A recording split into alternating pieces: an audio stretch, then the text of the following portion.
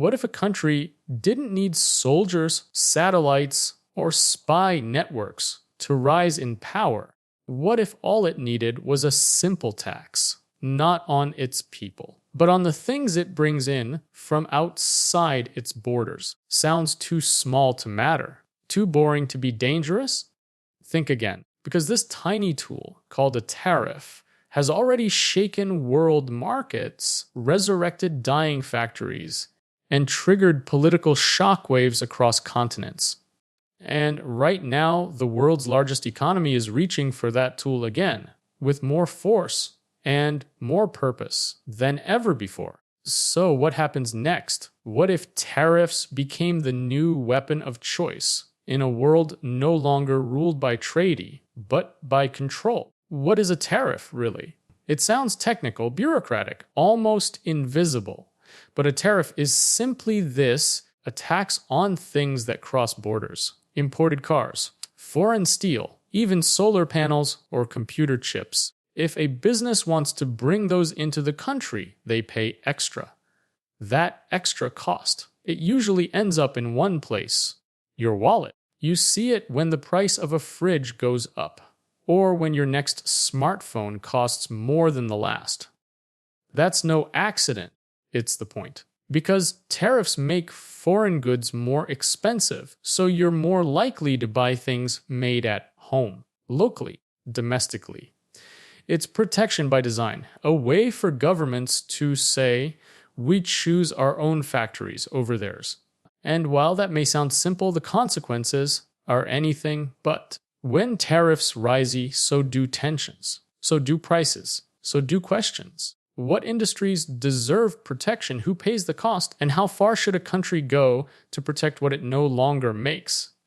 What if America makes tariffs its main weapon? For decades, America championed free trade, open borders, global partnerships. Factories moved overseas. Jobs followed. Prices fell. And then something shifted. 2018. President Trump steps in, and the United States starts building walls, not with concrete, but with taxes, tariffs, hit hundreds of billions in Chinese goods. Then came Canada, Mexico, Europe. The message was clear: if you hurt American jobs, we'll hurt your exports. When Biden took office, many thought the policy would fade, but it didn't. It grew. New tariffs targeted steel, computer chips, electric vehicles. Why?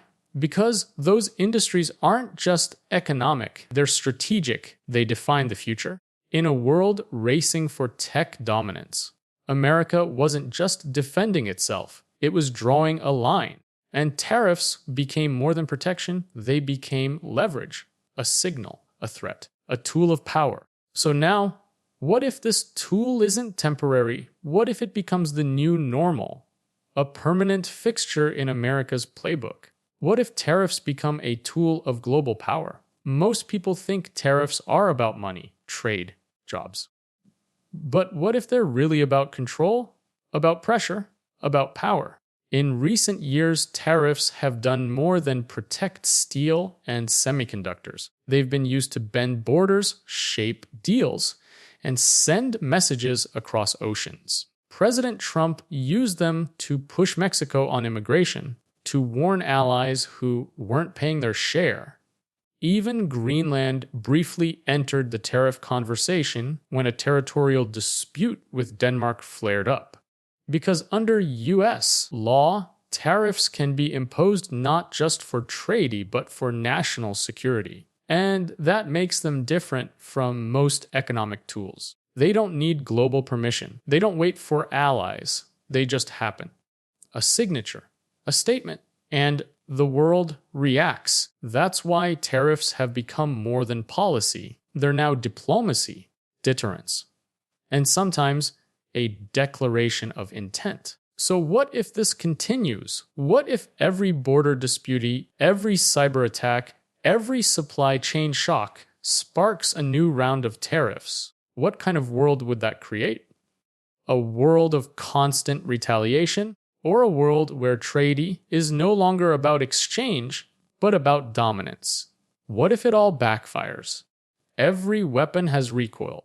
even economic ones. So what happens if tariffs don't just hit foreign producers, but hurt your own people first? What if that new refrigerator costs more? That car, that phone, that bag of groceries? Because when tariffs go up, prices often follow. And who pays those prices? Not just corporations, not governments, but you. Especially the middle class, the retired, the families already stretched thin. And it doesn't stop there. Other countries don't sit quietly, they hit back with tariffs of their own. Suddenly, your farmers can't export, your factories lose orders, your economy slows. The goal was protection, the result, isolation, tension, inflation. And here's the hardest question. What if the industries we're trying to protect are no longer competitive no matter the tariffs? What if this is just buying time for something that won't come back, jobs that left, skills that faded, technology we didn't build fast enough? Tariffs may block the door, but they don't rebuild the house. So what if we're taxing the future to hold on to the past? What if this is just the beginning? We often think of power as something loud, explosive, visible. But what if real power moves silently through policies, through prices, through pressure? Tariffs may look simple on paper, but they shape the factories we build, the prices we pay, the world we live in. And right now, they're making a comeback, not just in America, but everywhere. So what if this isn't a phase? What if this is the new default?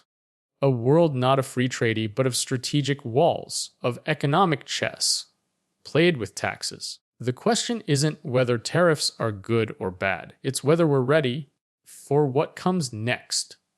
If this made you think, leave us a comment. And if you want more content that breaks down the world, the one idea at a time, don't forget to like the video and subscribe to the channel. Because sometimes the smallest policies carry the biggest consequences.